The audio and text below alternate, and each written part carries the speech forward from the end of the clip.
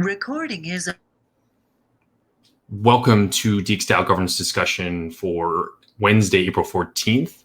Starting first with the proposal roundup. On mainnet, there are 3 proposals that are boosted or pending boosting. We're kind of in the lull in the middle of the month here with less worker proposals, so there's less amounts on both. So the 3 proposals are actually are 1, deposit 400 ETH into Swapper XDAI across 5 pairs. So this would be another big deposit, the biggest deposit in Swapper on XDAI. It would be 400 ETH. The past couple have only been 250 ETH. This would be across 5 pairs. This past 2 have only been actually across 4 pairs, and this one would add stake ETH as an additional pair. That was, I think, I submitted that. I think it was just boosted like 2 days ago, so it still have 4 or 5 days to go there. And then, of course, if that passes, then there will need to be corresponding proposals on DXgov to put that liquidity in. Next is a revised DXD payment proposal based on the all-time high value DXD. So this is from Roy, and he has a DXD vesting contract. And then the last one in the ENS scheme, it's DXstats.eth release, which is exciting. It's got XDAI and mainnet. And actually, those last 2, I checked. I just boosted those proposals this morning. I did some. I hopefully confirmed and test them a little bit. But if anyone has could check at those again, that would be great. Yeah, Chris, the Roy one is Geronimo on too. Is that the one for the DXD, the vesting DXD? So we contacted him a few different times. Yeah. So he's using the wrong DXD amounts, I think. Yeah, I think this is a new proposal that uses 523, the all-time high, as it. Okay. And so I think this is the updated one. So like I calculated it based on the DXD in the proposal he said, and I think it's good to go. He sent it to the contract address. The contract is like a vesting contract, but I assume it is a like proper vesting contract. But Geronimo, I think that was it looked good to me. Cool.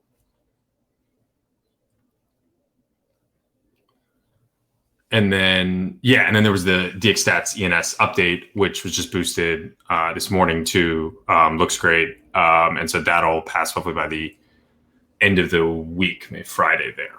So any thoughts, comments, questions on like mainnet?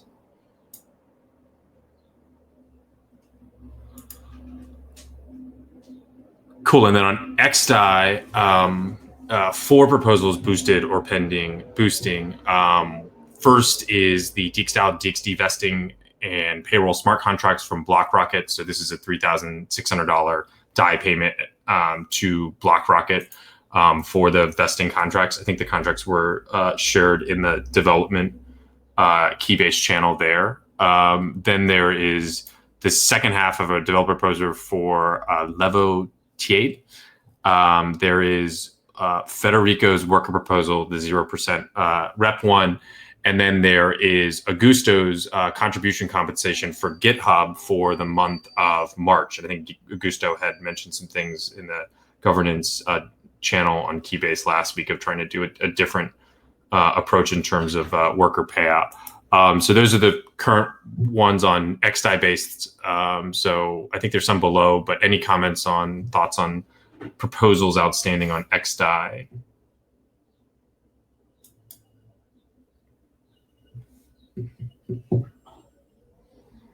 Nothing.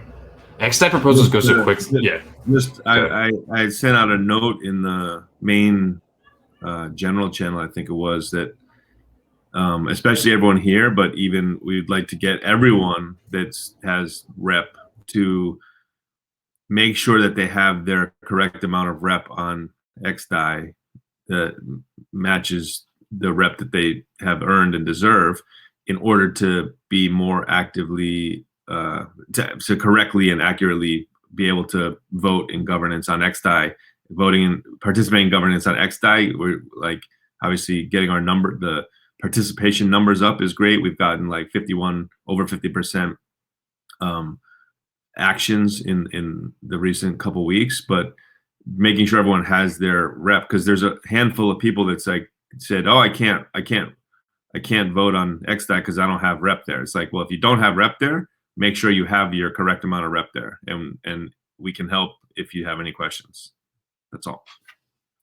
Yeah, and also like when you're doing your worker proposals and submitting them, you can run your numbers by me or Chris or Sky, like just to make sure you have your rep numbers correct. And then we'll let you know. And then if you need to like resubmit it and ask for more, then that's fine.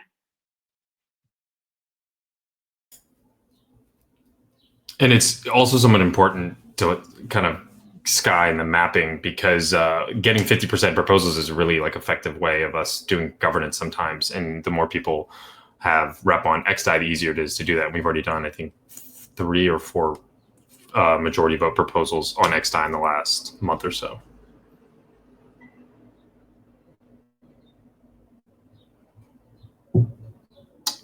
Cool. All right. Well, that's it for current proposals in the queue. Just looking discussion items, rep boost. So we're at the middle of the month for April, which is the, I think, 6th or 7th, maybe the 7th month we've done rep boost. So again, we want to do these on XDI. I nominated 2 people, I think Thurf Noob or like the RF Noob, who's been like a really active, I think, Discord contributor. I was thinking this section before.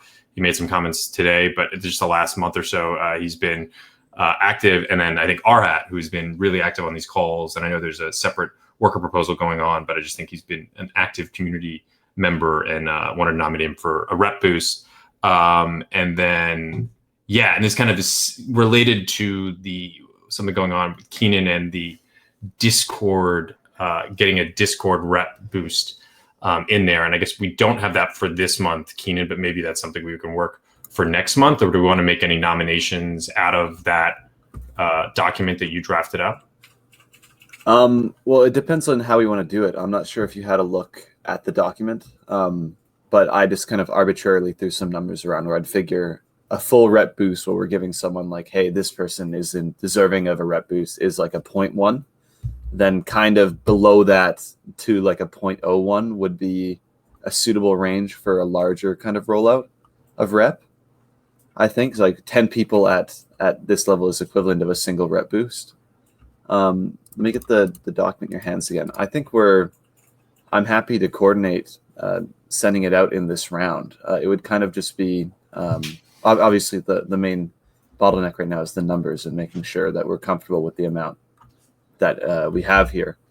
But really it would just be, hey, you're entitled to this. Make, I don't know if we want to do Keybase or Discord, some kind of verification to say this is your identity. Confirm it in Discord and request it on XDI. And I think it would be quite simple. And also, if the whole goal is to get the community involved in governance, and then throwing through a proposal would be a good start as well. Yeah, and I think that I guess that doc is not on the forums yet, but maybe we can we'll have another look at that doc and maybe just reply to this thread with some ideas there and some initial ones for the month. And so yeah, we can figure out or suggest what those are. Yeah, for sure. I think it was on the forums under a governance discussion, if I recall. But I'll definitely put it. I tried searching this morning. I should have done a better job. I searched this morning and I was like, rep boost. Maybe I did. Anyway, I should have. I can talk about that with you offline. Yeah, I'll leave a mention of it in the thread for now. Cool.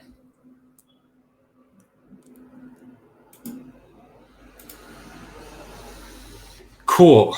And then next, discussing the Treasury diversification proposal, which is the version 2. But I think before we get to that, we had some kind of confusion on as we were trying to close out version 1 of the Treasury authorization proposal yesterday. And so just as a background, the Treasury authorization proposal was to accumulate $3 million worth of stable coins. And so this was done through various different methods. And so we've now, as this process has been going, we're now approaching that kind of 3 million number. And so we were executing a couple of the transactions yesterday on the multi-sig, and there were some questions on whether or not we breach that amount, and then if we breach that amount, what does that mean for those proposals, and what should we do next? So I think, and Dave, kind of maybe correct me, I think you had looked at the numbers, and we looked to be at like I think it was just 2.85 million in stables that have been acquired through this.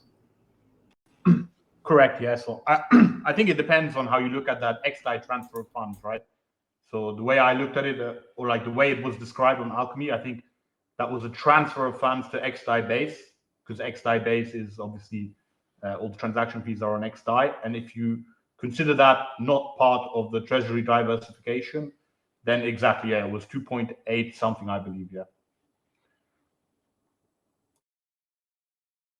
And more or less in the exact amounts that were outlined in the original V1 diversification. I believe there's some minor discrepancy, but that always happens, like some 0.008 discrepancy or some stuff like this.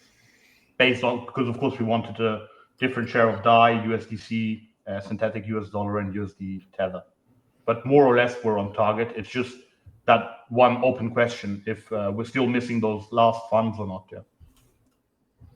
Yeah, and so now there are 2 proposals that have been executed with 100 ETH each. So presumably those 200 ETH will fill that last 150K to get to 3 million and then some. So yeah, I guess the question is kind of moving, what should we do with the existing funds in the multi-sig now? And I guess like in terms of calculating that, yeah, what are kind of the next steps there? So yeah, I mean, I think it makes sense to get to that $3 million mark with it. Then whatever is left in ETH should either be returned to the treasury, or I mean, if there's like another proposal in process, maybe they could just wait in the multi-sig until that next proposal passes. And what about the treasury authorization proposal where it says that funds shouldn't be in the multi-sig for more than 2 days? It doesn't say that they shouldn't be in the multi-sig. It says the trade should be executed within 24 hours. And so if there's no trade to be made, I mean, obviously the funds should be returned to the DAO. But if there's like an expectation that there's like another diversification proposal coming, we could save a little money by just leaving them there.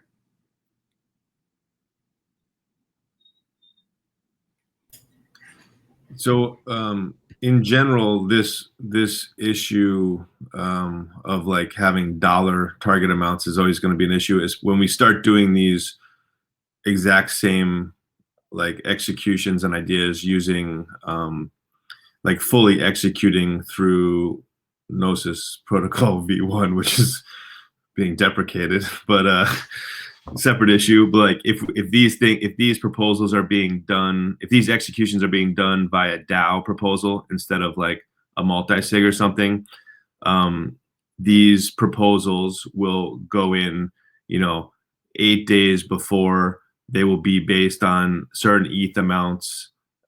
They will be executed once they're approved. They will be executed.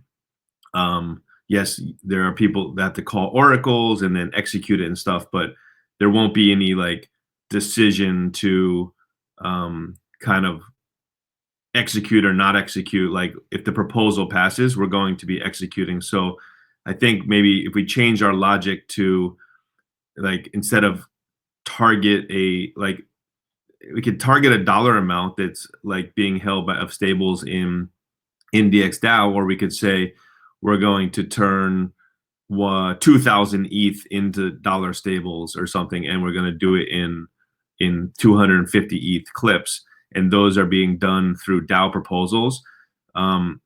Really, the authorization is a big picture overview, but like the individual proposals that people should look at and vote on are going to be like, here's to move 100 ETH out of DXDAO that's going to be executed in a trade to turn into a dollar stablecoin at the then current price of whatever ETH is at that future price, which is in 8 days, which could be $1,000 higher or it could be $1,000 lower. So we're going to have this like same issue to address going forward. And we should probably start thinking about it in number of ETH. Yeah, exactly. That would simplify things. For the next proposal, if it's just an amount of ETH that's going to be converted instead of a. Well, I guess to Sky's point, the individual proposals specify an amount of ETH to be traded. And I think the discussion about whether that proposal falls within the Treasury authorization proposal should be determined by when the proposal is submitted and when the proposal is voted on, right? Because that's where like kind of the decision is coming in, I think, rather than like when it's being executed, right?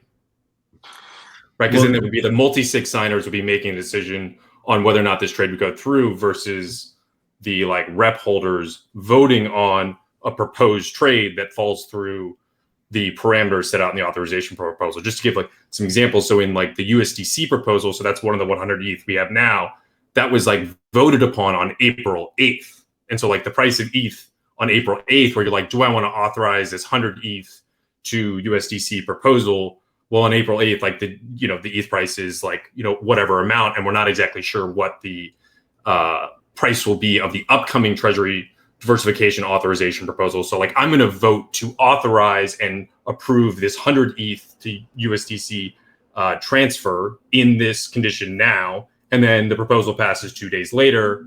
And then like the price of ETH changes. And then converting that would push it over the 3 million. So then should the multi-sig signers like execute the trade or abide by the outcome of the, let me just finish real quickly. Okay, yeah, finish, this doesn't make any sense. Abide by the outcome of the proposal. Because in the same thing, if we were using the Gnosis protocol relayer, right, in this case, then the trade would be executed, right? Because we would have the vote on the trade from 100 ETH to USDC, and then the proposal would be executed, and then the trade would just automatically place. So I feel like the decision to me comes at when the proposal is voted on whether or not that proposal falls underneath the authorization proposal. I think that's overcomplicating things. I think like the simple answer going forward is denominate in ETH. Like Sky just said, I think the last one we did set a target of $3 million. And I think you count that by how many dollars you end up with after the trades, right? I guess I think we want to target a dollar amount, don't we? I think it just simplifies things if we denominate an ETH target to sell into dollars.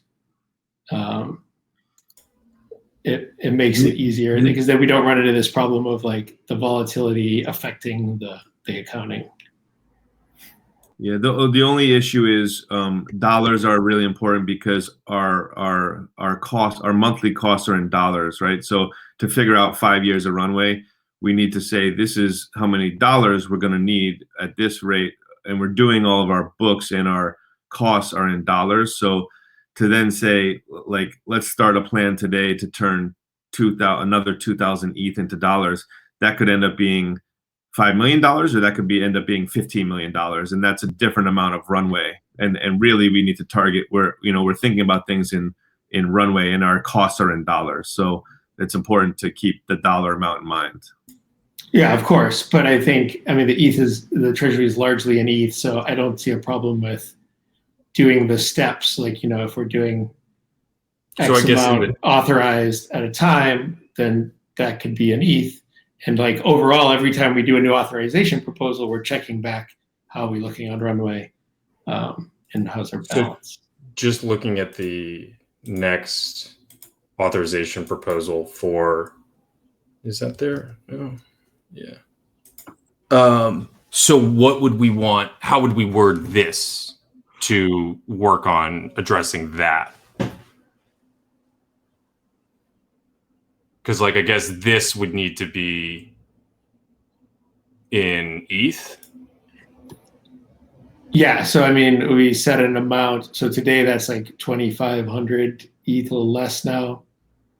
Let's say the proposals convert 2,000 ETH into stable coins, X amount of ETH goes to this stable coin, etc. But then you're going to have really different like amounts of stable coins depending on when you do these proposals and like how much ETH changes. Like ETH could go up $1,000 tomorrow. It can go down $1,000. And so if we're gonna have like percentages of dollar stable coins, we kind of have to think in dollars, right? Yeah, I mean, the goal of this is to move some of the treasury into dollars, right? And like, we should be judging the breakdown of which coins we're using and how much by that, right? Like, but it's just accounting wise, it's much easier to just set out an amount of ETH that will be converted, right? I think the main amount should be in dollars, right? Like if we decide now we want to have 10 millions in dollars, right?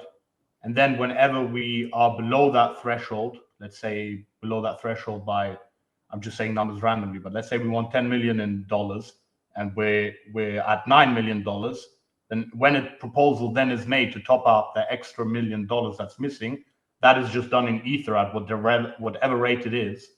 And if it happens to be more, it doesn't really matter because since we only redo a new proposal when we hit the new threshold at $9 million or at 10% less or whatever it is, we just keep topping it up in Ether. But just having the main amount, I mean, the main amount, obviously, you want to have some indication of what, right?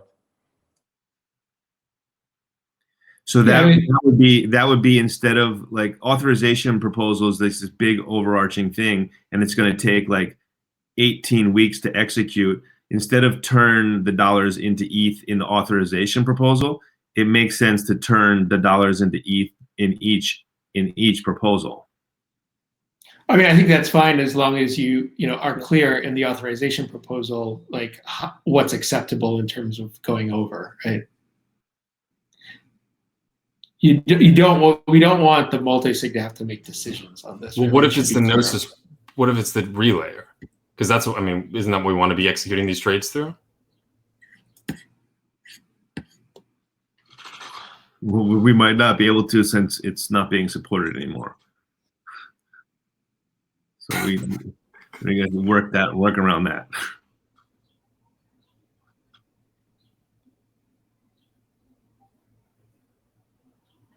So then I'm just kind of, because I think we do want to move forward. The two things kind of move forward is like, again, there's the 200 ETH and the multi-sig, what to kind of do with that. And then the second is discussion on the next authorization proposal and kind of the wording here. So I would like to hear what any other people think. My solution that I proposed for this to solve the immediate problem of we are only authorized for 3 million. We're 150 below that. We need to do another trade, but we actually have 200 ETH sitting in the multi-sig. Do people here think it would be smart to turn that 200 ETH into dollar stable coins? And if so, should we do a proposal for it? And if not, should we figure out another way? And then, since we know we have a plan we need more stable coins with another treasury diversification, clearly it doesn't make sense to send the ETH back to the DAO. So do people think that it makes sense to do a proposal to go over the 3 million or not do that? Anyone have any ideas? I think it makes sense to hit the 3 million, right? Excluding the DAI, we move to XDAI. And then I agree that the Ether can be retained in the multi-sig, given that we do have an intention to eventually increase exposure on stable coins, right? So I'm fine with parking them in the multi-sig given ETH cost, etc. Yeah, I think that makes sense. And I don't think we need another proposal on XDAI. Like, I think we can just do this V2, and then that ETH can be used towards the V2. So are all the details of the V2 proposal, do we think that, because Chris had some comments, we're waiting for other people's comments, like these numbers are just kind of estimates, or do we think that we have a pretty good handle on what the exact details and plans should be for the V2 proposal? I mean, I think this looks pretty good as is. We might want to, like, since we know now that Gnosis protocol is being deprecated, we might want to look at that in more detail. The one comment I was going to make about this is I think you have a 500 ETH limit on the multi-sig. I feel like that's maybe a little bit high. Wait, we are still planning to use the GPV1, right? I don't know if you saw it, Geronimo, but there's a post by Martin Kopelman in Dow Talk this morning about it, GPV1 being deprecated pretty soon, like not going to be supported pretty soon. So I think that kind of calls into question whether we can use it. Yeah, like Shen reached out to me because he wanted to get a feel about who's actually gonna use GPV1, and I told them that we're actually gonna use it. And he said the only thing we need to do is make sure that there is our liquidity. So we have still this shitcoin in our treasury, which we could just use to make the trades and actually Geronimo, then dump it.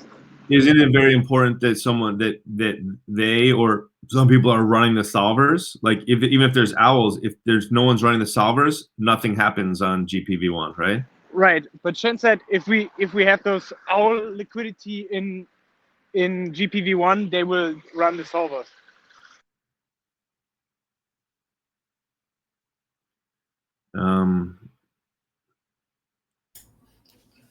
Until we do the trade and it's not working, and then we have to say, well, how come it's not working? And they're like, oh, we didn't run the solvers. But if they I think can, we just need to tell them when to run the solvers. Yeah, that's not the ideal thing to be dependent on. I think we should try to use it since we're ready. We can use it if possible, but that's, yeah, as Dave points, that's a single point of failure kind of. Yeah, but I mean, it is one of the three options here. So I guess there's not much harm in leaving it as an option. If it doesn't work out, it doesn't work out. I was speaking with Nico a bit about a fallback plan, and I think without too much more work, we can enable like a new relayer to do buybacks through or trades through Swapper. I guess for the diversification, that's not great though. I mean, we could maybe have it access Uniswap as well.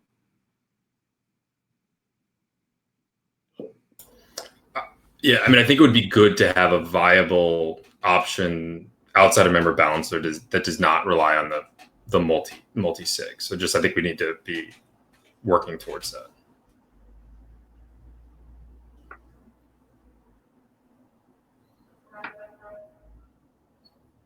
But yeah, I guess, Sky, we can move.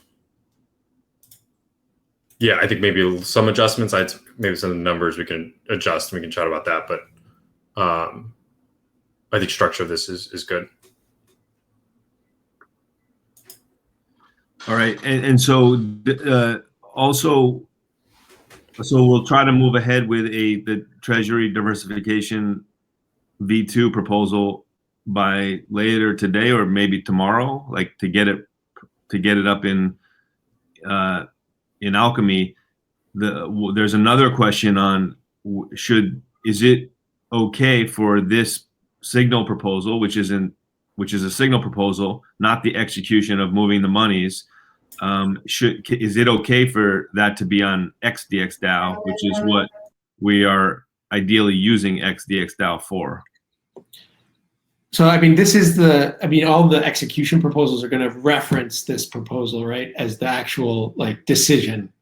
And therefore, I think this one should be on mainnet. I agree that, XDXDAO is a great operational base because it's cheap and we should move a lot of things there. But when it comes to, acquiring like a decision on moving 5 million from the treasury, I think that should stay on mainnet. And if it's a matter of gas optimization, what we could do is actually like have the first transfer go with the authorization. What's the main reason to have that signal proposal on mainnet, do you think?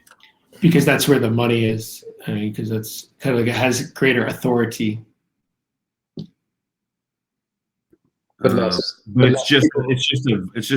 it's a rep holder vote basically, right? But XDA doesn't match mainnet exactly, and things can diverge on the basis, right? But less people will be voting if we do it on mainnet.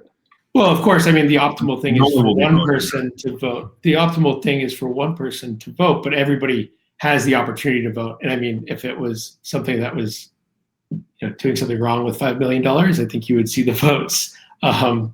But Yeah. Yeah, I mean, the point is that I'm fully aware of the operational problems with mainnet, but like the reality is that's the DAO. Like the DAO is on mainnet.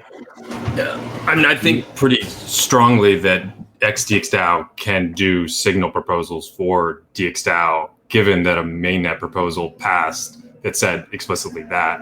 I agree that if we're moving funds, I think moving funds would be a good way to justify combining these proposals together. But I do think DXDAO as a collective can get signal from DXDAO. But it's preferable to do it on mainnet.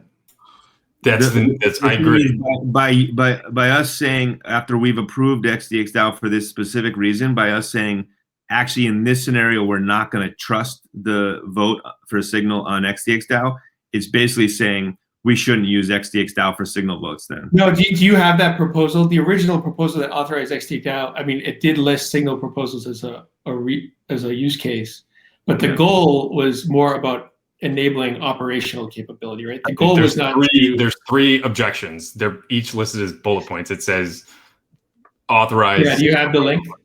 Yeah.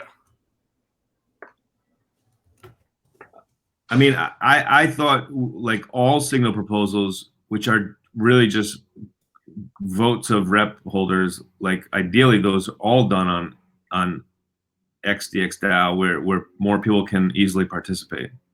So I mean, I think the main thing here is that DXdao is a base, right? There's going to be more bases, Arbitrum maybe being the next one. And bases are going to diverge in terms of rep composure from what mainnet is, right? So it doesn't really make sense for mainnet to cede control of its own funds. But in the discussion of this for the authorization, we specifically talked about the operational thing you're talking about, and then also addressing the gas component, and that we could use DXdao for that signal precisely because it's very hard to get cheap voting on that rep address mapping, right? So to me, the proposal specifically was trying to do both of those, even though those are two different roles, because there's not a good way now to encourage cheap voting by the rep addresses on mainnet. So we're trying our best to get the signal from those same mainnet rep addresses on DXdao. And that's to me was the point of the authorization proposal. That's when I wrote it, and that's what I voted on it. That's what I thought that we were voting for. And in that, in support of that, I would then recommend we do it on both. Include it in the first That's one. That's what we did the governance 2.0 signal. Yeah. Do it if you're if the thought is, well, I don't know if we're getting an accurate picture here because people are going to be discouraged from voting. Well, then do it as well on XDAI. And then that can inform us in the future. If it's a discrepancy on XDAI, then maybe we can raise the question of should we have done this? Or yeah. So I think we had that idea. Doing on both a great idea. If what happens if they come out differently? In the authorization proposal, it says that right below. Yeah. And I mean, that's fine, but that's just we can do that. I don't think we need that signal, right? I don't think that that's required. Someone else might, and if there was a challenge to that, then that would be fine. I think that we could do it in terms of the gas costs. I'm not sure if it's there just for the signal, but I think if we could combine it with other things, then the gas costs would be worth it. But I don't think it's a necessity, given the authorization proposal. Yeah, I mean, that authorization of the XDAI base, the first line, right? It says, this is a proposal to formally anoint the DXdao base on XDAI in order to outsource certain activities, particularly worker payments, right? And then later it lists the three things, and the last one is vote on signal proposals related to DXdao governance. So, I mean, to me, that doesn't sound like all signal proposals, right? And if we're talking about moving significant treasury funds, I think that's sort of one of the core functions that really should just stay on mainnet. So when we do proposals for DX venture investments and stuff, and we're going to do a signal proposal, I thought we were going to do that on XDAI, and then I think that's fine, Because you're talking 50K, not 5 million, right? I mean, you could even send the million to but XDAI. But whole you're point also is- you're going to have hold separate on, hold on, proposals that are Chris, later hold on, actually hold on. executed. Yeah, hold on, Chris. The whole point is the signals to get the signal in a cheap, efficient way. And then there's going to be a proposal to move the actual money that's going to be on mainnet, and people can vote on that. And they can stop it. And they can vote for it and against it on mainnet. Yeah, and I mean, that's fine. I think there's a little bit of a difference there because there's like a 1-to-1 correlation. You're basically doing the vote again on mainnet when you actually move the funds, right? Here, we're talking about doing like 10, 20 different proposals that are all going to reference the signal proposal. But we just need a signal. We just need a signal. That's all we need. And what I'm saying is when it comes to moving significant amounts of treasury funds, that signal should come from mainnet. We can use snapshot. I mean, you just need a signal. We don't even That's even worse. Yeah, Sky, but we come on. don't even. I think rep holders have the ability to vote on proposals for what to do with the treasury. There are overarching proposals that we want to, signal a certain program, but like rep holders can vote on trades, on proposals that they want to make to diversify the treasury in like any way they see specific. But that would be, and it's up to rep holders to decide on any funds that are moving on whether they are, justified for that. Anyway. I mean, I guess we need to do an XDAI signal proposal to vote on where to do this proposal. No, we need to do a mainnet. I think John thinks that we need to do a mainnet proposal. I don't. Other people may have different interpretations. I'm talking about like people on this call right now. Like, where do people think we should do the signal proposal? And if we need to do an actual vote on XDXDAO to decide where this signal proposal should be, we can do that. Mainnet overrides XDXDAO, bottom line. Actually, the important thing here is to use the same rep that we have on mainnet on our networks, right? So if we have the same repetition on mainnet that on XDAI, we can execute the signal proposal on XDAI, or even on Rinkeby. For example, if we are using DXgov and we have exactly the same repetition to the same accounts on Rinkeby, right? So the proposal might be able to occur anywhere on any network as long as you have access to the reputation that you have on mainnet on your account. Okay, so I think you may have been not there when some of this was discussed, but I think my understanding is that we realized that some of these bases are going to diverge from mainnet, so that I don't think the goal is really to make the bases exactly reflect. But mainnet rep, everyone on XDAI, they're claiming mainnet rep. It's like a one-way street, yeah. Yeah, so it's like, but their XDAI rep is all coming from mainnet. Well, yeah, we said that if you have rep on mainnet, that is good on any of the bases, but not all base rep automatically. Is there any base rep on XDAI that is not mainnet rep that has been earned? Like a super, super, super small amount, just probably for proposal submissions. We should be able to update the reputation on mainnet using multi-call if we want. So each month, if we want, we can update the reputation on mainnet to match the latest one on XDAI, if we consider it that is an official reputation source. So, and I would say when XDAI rep does not match up with mainnet rep, it should not be used for signal proposals. Like the reason it is a good use case of it now is precisely because it is, I think, an adequate like mapping of mainnet rep. And as Augusto said, like a way to vote using that mainnet rep on other networks. But it's going to diverge, right? Right. No, I agree. Yeah. Like just because it hasn't yet doesn't mean that it won't or that we don't. Like, I mean, we want it to diverge, right? We want activity to flourish on these networks. I think it's important that we have a tool to gather signal on mainnet rep. And right now, the only tool I think that we have that's like reliable is XDAI, because that has like low gas costs and everything. Now, XDAI is, and this is like the dual identity of the XDAI base is it's like simultaneously like running XDAI operations and then also like doubling as like some signal for DXDAO collective, because we don't have another way of like getting that signal. In a perfect world, like we would have maybe like some roll up that is actually doing the mainnet rep, like signaling itself, or the cheap voting itself.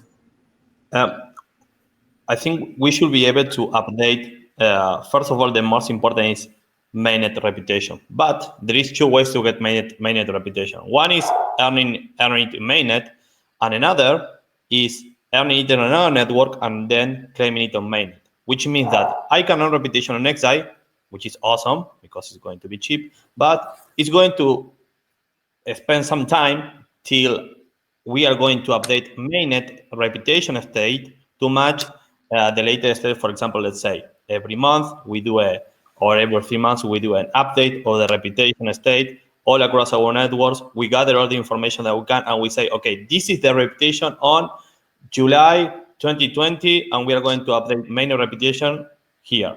Then in 3 months, we update mainnet reputation, doing a gathering of information about all the reputation that was issued. If the reputation is issued on mainnet, the good thing is that, okay, you don't need to wait for the state on the mainnet rep to change. But if you get reputation on XDAI, Arbitrum, anywhere that is an official reputation source, you will have to wait to get this official state of reputation on mainnet. This will act like a two-way update where you can get quick reputation and cheap on another networks, which is awesome, but you will have to wait if you do that for the official update of the reputation on mainnet. That's something that we can do. We can design a way to update the reputation on mainnet every, 1, 2, 3 months, and I guess that will be the ideal scenario where we have a main source, but it doesn't stop us to generate the reputation somewhere else. But if you do it, you will have to wait to get the official rep on mainnet.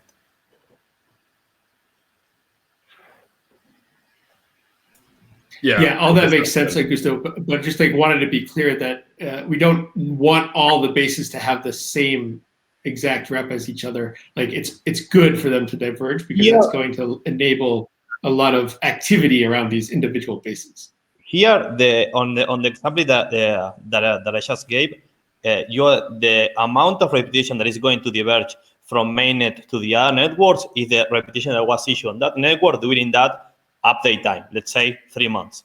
So, and I guess it's not going to be too much. Here we need to see, okay, if 20% reputation was issued in the last 3 months, okay, that's no bueno. We need to update more quickly. But I think right now we are going to be good for 2 months because how much reputation are we issuing, right? It's not that much.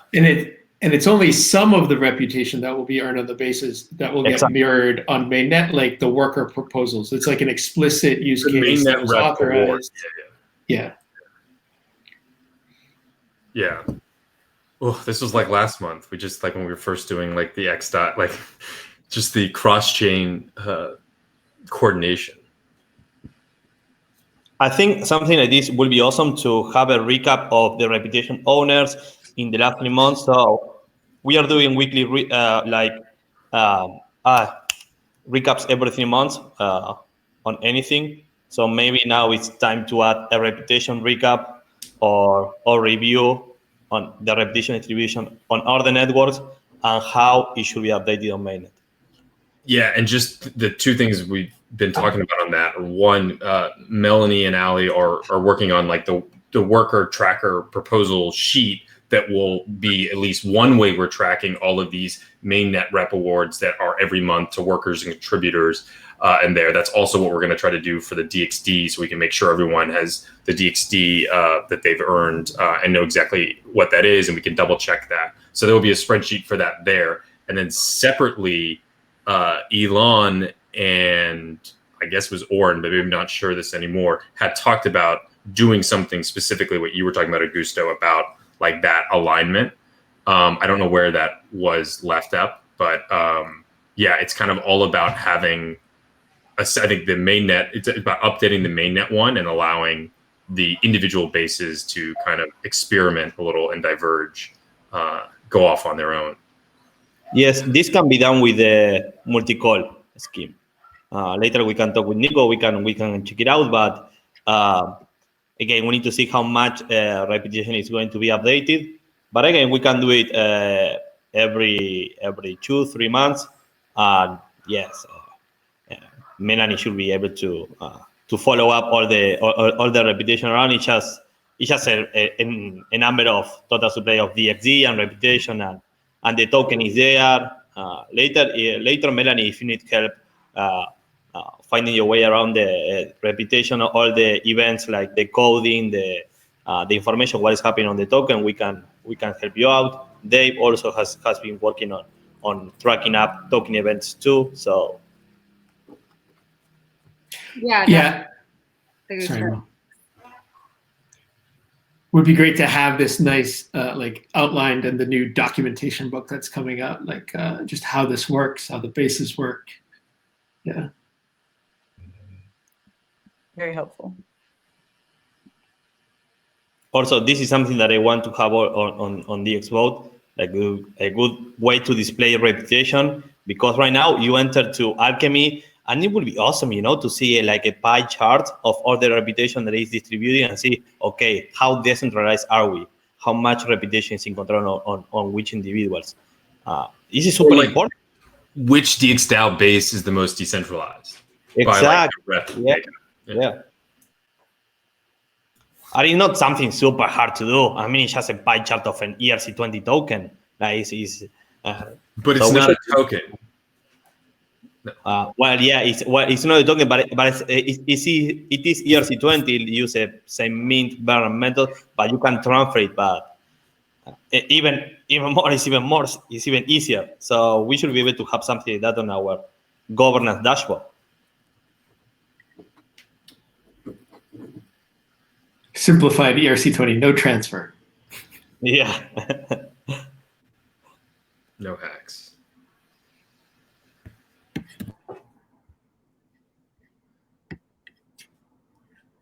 Cool. Just looking at the agenda, I'm conscious of time. I don't want to, we kind of have gone through a lot here. So I just want to hit over a couple things here. There are two proposals or drafts still in the forums. One about retaining outside counsel that Tammy has been talking to a lot of people about and been working with that. Next, there is also a proposal for an exec search for marketing lead.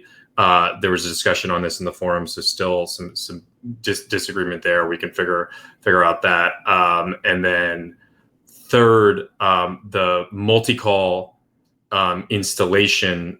And just know, I saw the proposal is there, and I think we're not ready to boost it.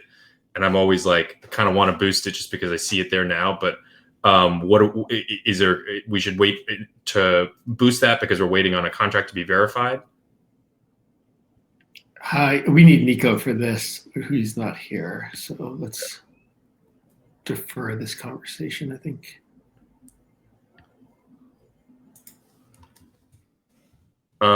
Sweet. So anyway, so that one is, we will get that in. As I said, the proposal is actually in there, but it has not been boosted yet. And then I wanted to quickly chat a little bit about a post that I just wanted to get a little, I guess they call it temperature check. So I don't know all of the details, but I think Gemino had some problems with his last worker proposal and getting it from XDAI and getting it back. I believe he lost his funds to a hacker who I also think the hacker, I guess, has access to the rep. There was some discussion back and forth about how to fix this. This is obviously like, a good example of wanting to make sure that things are easy for contributors. And also like everyone needs to be taking responsibility for their own security. And so, I don't know if anyone had any thoughts on this or suggestions for moving forward. Yeah. So regarding rep, the rep is XDXDAO rep into the wallet that he was taking his,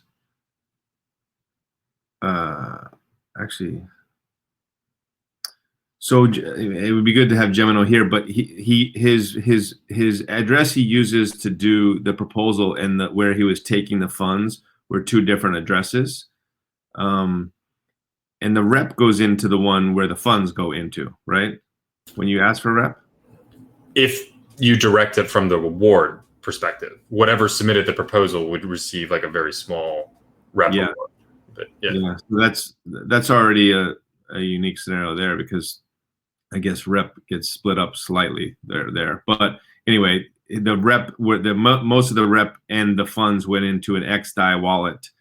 Now that wallet is compromised on mainnet mainly, but theoretically it's also compromised on XDAI because it's the same private key. But the hacker doesn't know that he has rep on XDAI, probably, but he could. So we should slash the rep on XDAI. It would be a great test of slashing rep on XDAI in a compromised wallet.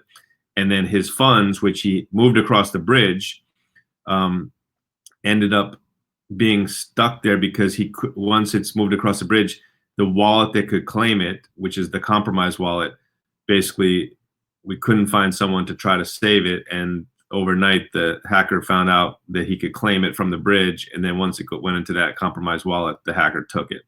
So I proposed, I'd be comfortable, like Gemino is a good worker. He's been contributing a lot to Omen. It's a bad mistake. He's learned a pretty good lesson, but you know, he hasn't gotten paid for any of his work, which is unfortunate. So I would be okay with the DAO repaying that to him if people thought, and if that was people were opposed to that in general, then I propose like community funding it from community workers. But ideally the DAO could just repay that. And I think he'd be very appreciative. But yeah, I'm in favor of the DAO repaying. I mean, he's relatively new. It's an honest mistake, most likely. I mean, we'd only do this once, right? So I think it makes sense to help him out and make him whole. It's not a huge cost to the DAO, and yeah, lesson learned. It's always good to be reminded of good operational security. So lesson for everybody, even though it's, yeah. We should have like a workshop on key management and just kind of have anyone that's interested in learning more. Just send me your keys and I'll help you guys out. Here's one. Don't enter your seed phrase. I mean, yeah, it's pretty simple. It may be simple, but I think it might be a good idea to at least have something in the docs, at least linking to something for people regarding the, like we discussed this recently, Melanie's proposal, just moving stuff from over the bridge, all that. So maybe that's a good idea. It seems silly. Precisely because we don't also want to just be attracting people that are super familiar with all of these things. Like it should be easier for people. Yeah. And to be clear, the rule is never give anybody your private key, never enter it anywhere, ever. Now, the tricky part is like remaining, like you end up in situations where maybe you like are just, yeah, whatever is happening or you feel pressure or something, people make mistakes. You know, I've had somebody faking an account from one of the Gnosis Safe like admins, like one of the guys that works at Gnosis, who works at Gnosis Safe, who's like the admin in the Gnosis Safe help chat, like TM me when I was asking about Gnosis Safe questions. And like, I didn't, you know, I knew better than to send my private key, but I was fooled for a few minutes about who this actually was. I didn't know, like, I thought I was talking to an actual Gnosis, because the trick was like he changed the I and the L on the name on the Telegram handle. So I like knew enough to like look at the handle and be like, is this the right guy? But he fooled me because he had like one that looked the same to my I. And what I should have done is verified the identity in the like actual main Telegram chat. And of course, just always remember, never send your private key, never put it anywhere. Yeah. And use separate development ones if you need it for like mnemonics and that kind of thing. Yeah, even more protecting or designing and testing yourself how your recovery process works. I do this every year, kind of to pretend that I lost access to my accounts and trying to recover everything. Make sure that I have access to everything and my recovery process works.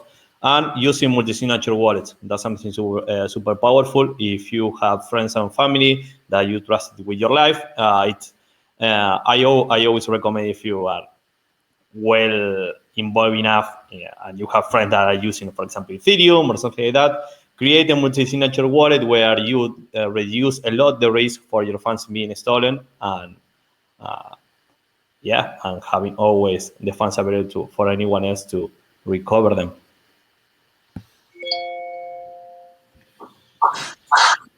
I know it's impossible, Augusto. I would love to see you go through your like restarting process every year. Yeah, Augusto, I have a question though. Every time you do that recovery every year, doesn't that theoretically reduce your security slightly every time you do that? Actually, not. And in fact, I do it several times because the way that I have designed it, I have it encrypted somewhere else in different devices with another BGA private key. So, well, don't tell everyone. This is recorded. No, it's okay. It's pretty robust, and I have most of my funds in multi-signature wallets, which again, that is what I recommend. That's the most important. We're talking about security.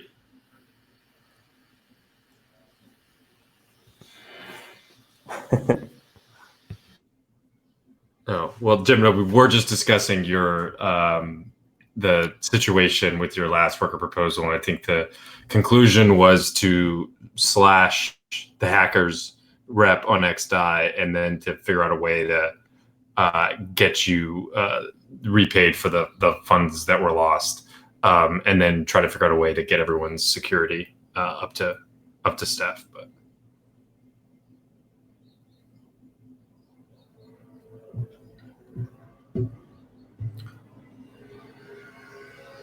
cool. Just before we're going, because I know Melanie, I don't know if I wanted to always kind of carve out time for, I think we're almost landing on contributor experience here, but just to see if there's kind of any updates or things you're trying to alert people of. Yeah. And I'll just make this pretty quick because I know we're out of time. So thank you everyone that is still staying on. But just to give a quick update on what we're doing on the contributor experience squad, the past few weeks have been heavily focused on tracking worker proposals and just making sure late proposals are submitted. We definitely feel pretty satisfied about how many late proposals have been completed by everyone over the past few weeks. And I want to thank everyone for being so proactive and getting them done, especially because I know writing your worker proposals is not a fun task. But just a few more, and all of the past due worker proposals will have been submitted on DAO Talk and Alchemy. And so right now we're beginning to shift our efforts more onto the recruiting side. First, we're working on finishing writing all of the open position job descriptions that are still not complete. Last week, Sky had mentioned that quite a few of them needed to be worked on, and we are more than happy to take that off everyone else's hands and just write them. So before finalizing the job descriptions, we will, however, review them with everyone to make sure you all feel the requirements and responsibilities in the descriptions accurately captures the open roles and what DXgov is looking for. Also, to aid in our recent open position recruiting efforts, our squad will be submitting a proposal for an internal referral bonus program. Maybe I got to think about the name of that. But a lot of you have referred someone, whether it's past colleagues, friends, or acquaintances, and we feel as if you should be rewarded for the efforts you make in bringing good people into our community. So we're hoping to have all of the details of the referral program ironed out by next week, and we'll be submitting on DAO Talk for everyone to give some feedback on. So one other idea related to this, like community awards between each other. I guess it's very similar to what Yearn's doing with like their coordinate, but there's a few different ways to do it. But like a simple idea that could be kind of interesting is all like community workers get, let's say, $1,000 of $1,000 or $1,000 of DXD basically to give out to other community members. So it's almost like a monthly bonus, or you could do this every quarter or something. And it's just like, it's almost like giving out rep boosts, but it's actually its actual financial value, and you can give it out to whoever. You just can't keep it yourself. So you have to decide how to split it up among people in the community that you want to give it to. And so it's like internal community financial boosts, which is a cool like idea. And even if it's a small money, $100 at first or something, it's cool for people to like have the opportunity to give that out to other people that they appreciate or that they think are doing valuable things. Yeah, I think Bayern built the tech for it, so I think we could like borrow their system. I think that's a really cool idea. We had, it just reminds me when I was in 4th grade, we had, I think, loony bucks. This is like what the teacher gave out to us, but just because we had these money that he told us was worth something, that like automatically creates an economy of like people interacting. So I love the idea of just some of those rewards or like pats on the back will, you know, creating some economic gain from them.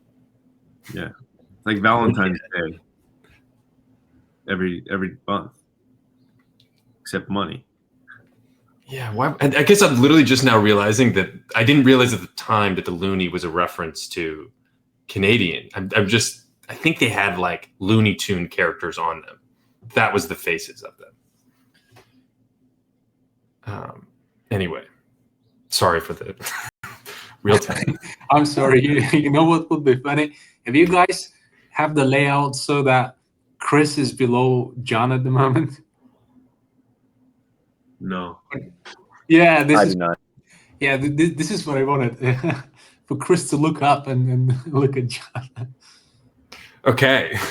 Go on. A good. Anyway, I feel like this is a good sign that things are over. Goose, I know you wanted to take a look